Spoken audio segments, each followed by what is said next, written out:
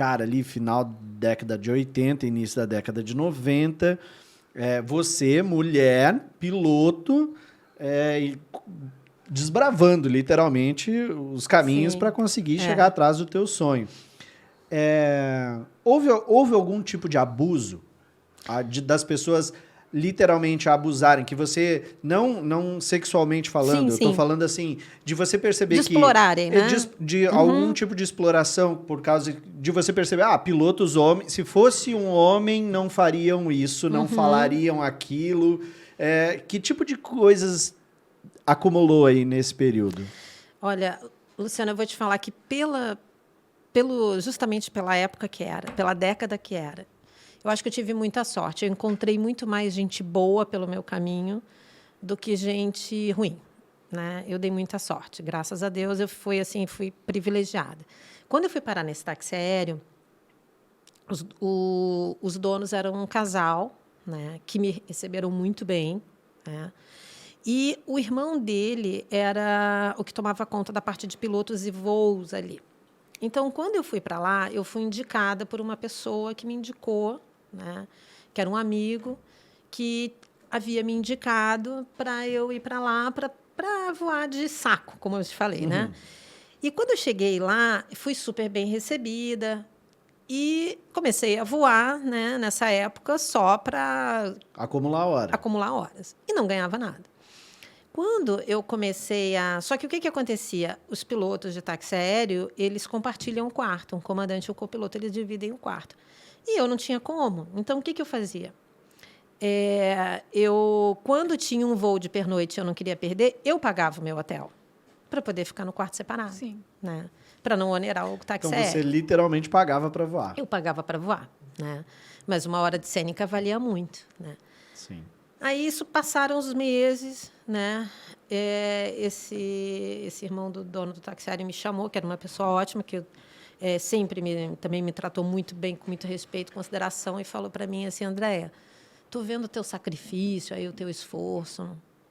A gente resolveu fazer o seguinte: a partir de hoje, a gente vai pagar o teu quarto de hotel. Então, quando você voar, a gente vai pagar um outro quarto de hotel para você. E assim foi. Que legal. Né? E depois dali, eu já comecei a receber, quando eu virei copiloto de Citation, eles já pagavam a hora de voo. Então, assim, eu tive muita gente boa que me ajudou, sabe? Gente que sentiu que eu realmente queria aquilo. É porque, assim, eu acho que se você também se dedica, se entrega, respeita o teu trabalho, faz aquilo com amor, com carinho, as pessoas vêm. E, automaticamente, as pessoas atraem pessoas boas que querem ajudar, entendeu? Pô, ela está aqui se esforçando, ela largou, saiu do Rio de Janeiro, veio para o interior do Maranhão, está aqui, vamos dar uma força. Então, eu tive isso, sabe? Eu tive sorte. Encontrei, né, percalços pelo caminho? Sim, claro. Gente que não me ajudou, gente que olhou e falou, não, sim, mas eu preferia pensar que não era porque eu era mulher, mas que talvez um homem também não conseguisse, entendeu? Eu procurava não ficar pensando nisso. Não, é por preconceito. Ou por... Não tiveram, por exemplo, assim, parceiras de jornada que você viu, de você dizer, cara...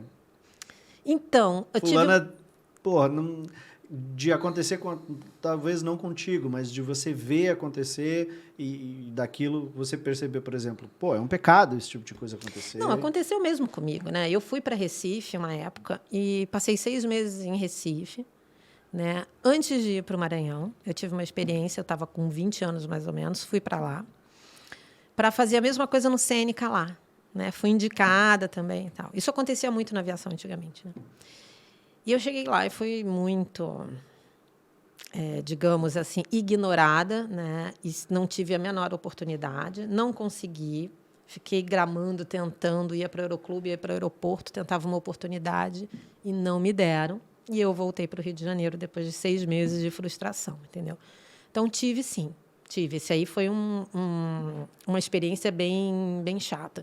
E foram bem diretos comigo. Você é mulher e a gente não vai apoiar. Não vai aceitar, porque justamente por isso, porque a gente tem que pagar 2 quartos, isso vai onerar e tal. Eu falei, ok, tudo bem. Mas também eu pensava assim, tem gente para me atrapalhar, mas vai ter muito mais para me ajudar. Eu tenho certeza disso. Eu nunca perdi a fé, sabe? E realmente o que aconteceu? Logo depois já veio a oportunidade de Imperatriz e Até hoje eu tenho um carinho muito grande. Agora a gente pousa lá e não tem tempo solo, mas tinha uma época que tinha tempo solo ou tinha pernoite, eu pegava um táxi e ia lá para visitar todo mundo, para ver todo mundo, porque eu tenho um carinho realmente muito grande por todos que me acolheram lá, entendeu? Abriu muitas portas, né?